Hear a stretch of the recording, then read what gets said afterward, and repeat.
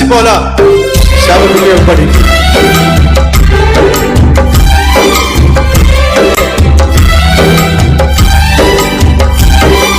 సుడిగుండాలెన్నో ఎదురొచ్చినా పెను తుఫానులెన్నో అడ్డొచ్చినా సుడిగుండాలెన్నో ఎదురొచ్చినా పెను తుఫానులెన్నో అడ్డొచ్చినా ఆగకుండా ముందుకే కొనసాగినా అది పెరగని సేవకై సిద్ధపడినా ఆగకుండా ముందుకే కొనసాగినా అది పెరగని సేవకై సిద్ధపడినా ఆ నావలా నన్ను కూడా వారుమైనా హృదయ తీరానా చిన్న నావా యేసయ్య ఏర్పరచుకున్న నావా హృదయ తీరానా చిన్న నావా యేసయ్య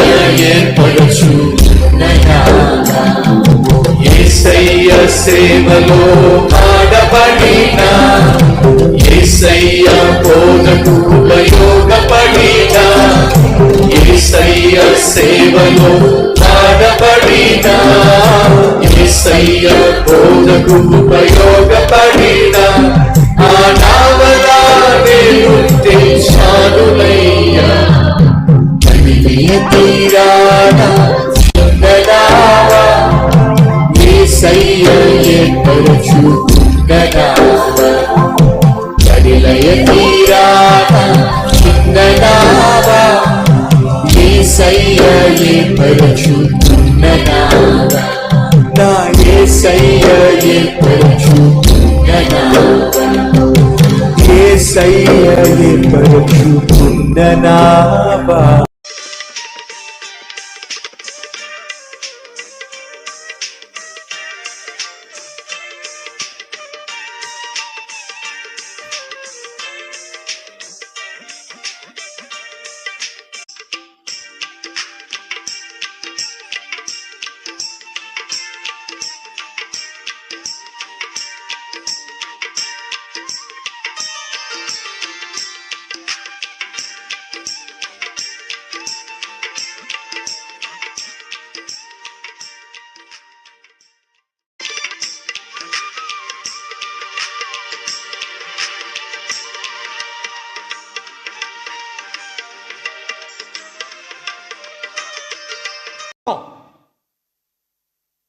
జక్కయ్యా, నీ ఇంటికి రక్షణ వచ్చింది, నీకు రక్షణ వచ్చిందని చెప్పానులా యేసుక్రీస్తు.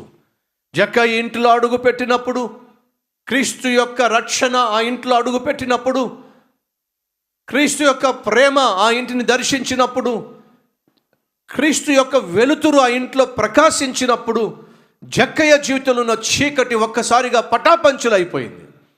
ఎప్పుడైతే జక్కయ్య జీవితంలో చీకటి పటాపంచులు అయిపోయిందో, జక్కయ్య వచ్చి అంటున్నాడు, అయ్యా అన్యాయంగా నేను 1 రూపాయి తీసుకుంటే తిరిగి 4 రూపాయలు ఇచ్చేస్తాను. ఇక మీదట నా జీవితంలో అన్యాయానికి, అక్రమానికి, అపవిత్రతకు చోటు ఉండడానికి వీల్లేదు. నీవు నన్ను దర్శించావు, నీవు నా ఇంట్లో అడుగు పెట్టావు, నీ విలువలు నేను కలిగి జీవిస్తా. వెంటనే యేసు అంటున్నాడు, జక్కయ్యను చూసి, ఇతడును అబ్రహాము కుమారుడే. ఎప్పుడైతే నువ్వు పాపాన్ని విడిచిపెడతావో, పాపాన్ని వదిలేస్తావో, దేవుడు నిన్ను ఎవరిగా పిలుస్తున్నాడో తెలుసా? అబ్రహాము కుమారుడిగా పిలుస్తున్నాడు. దేవుని కుటుంబంలో ఒక సభ్యునిగా ఎంచుకుంటున్నాడు. జక్కయ్య పొట్టివాడై అందరూ అతన్ని చెదిరించుకున్నప్పుడు, యేసుక్రీస్తును చూడాలని ఆశపడినప్పుడు ఒక చెట్టెక్కు కూర్చున్నాడు. అలా చెట్టెక్కు కూర్చున్నప్పుడు యేసును చూడాలని మాత్రమే ఆశించాడు. కానీ యేసు ఆ చెట్టు కిందకు వచ్చి జక్కయ్యను చూసి, జక్కయ్యా దిగిరా, నేను నీ ఇంట బస చేయవలసి ఉంది, నేడు నీ ఇంటికి రక్షణ వచ్చింది, రా ఇంటికి రక్షణ. చెరసాల అధిపతి పౌలును శిలను భయంకరంగా కొట్టి చెరసాల్లో బంధించినప్పుడు, వాళ్ళు పాటలతో దేవుణ్ణి స్తుతించినప్పుడు, భూకంపం వచ్చి చెరసాల తలుపులు ఊడిపోయినప్పుడు అందరూ పారిపోయారేమో అని చెప్పి చెరసాల అధిపతి తను తాను చంపుకోవాలనుకున్నప్పుడు పౌలు శీల గట్టిగా కేకలు వేసి, ఏ హానియు చేసుకోవద్దో, మేము ఎక్కడికి పారిపోలేదో అని ప్రకటించినప్పుడు లాంతరు పట్టుకొచ్చి చూస్తే దొంగలందరూ అక్కడే ఉన్నారు. ఆశ్చర్యం. తలుపులు తెరవబడినప్పుడు సహజంగా ఖైదీలు పారిపోవాలి, కానీ ఒక్కడూ పారిపోవాలి. కారణం ఏమిటంటే ఆ రాత్రి పౌలు శీల పాడిన పాటల్లో ఉన్నటువంటి సువార్తను, సత్యాన్ని విన్నటువంటి ఖైదీలు మారిపోయారండి. పారిపోవలసిన ఖైదీలు పారిపోకుండా జైల్లోనే ఉండిపోయారండి.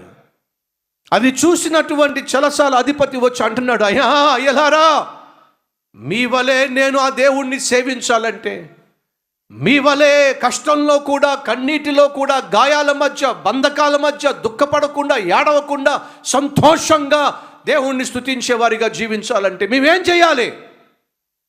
పౌలు శీల సెలవిచ్చిన మాట ఏంటో తెలుసా? యేసుక్రీస్తునందు విశ్వాసం ఉంచుము, అప్పుడు నీవును నీ ఇంటి వారును రక్షించబడతారో. అద్భుతమైనటువంటి సువార్త.